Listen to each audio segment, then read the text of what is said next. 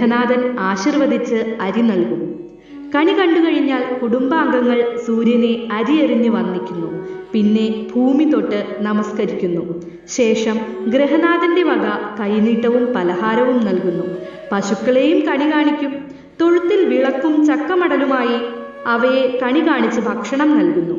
വിഷുദിനത്തിൽ കണി കണ്ടുകഴിഞ്ഞാൽ കണ്ടത്തിൽ കൈവിത്തിടൽ ഒരു പ്രധാന ചടങ്ങാണ് ചിലയിടങ്ങളിൽ.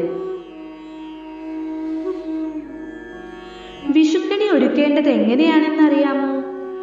സമ്പൽ സമൃദ്ധമായ പ്രകൃതിയുടെ കൊച്ചു രൂപം തന്നെയാണ് വിഷുക്കണി. ഭൂമിയിലെ ഓരോ വസ്തുവും സത്വ, രജോ, തമോ ഗുണമുള്ളവയാണ്. കണിയൊരുക്കാൻ സത്വഗുണമുള്ളവയെ പരിഗണിക്കാവൂ. കണി വയ്ക്കുന്നതിനുള്ള ഓട്ടുരുളി, നിലവിളക്ക്, വാൽക്കിണ്ടി എന്നിവ തേച്ച് വൃത്തിയാക്കിയ ശേഷമേ ഉപയോഗിക്കാവൂ. വിഷുവിൻ്റെ തലേന്ന് കുടുംബനാഥയോ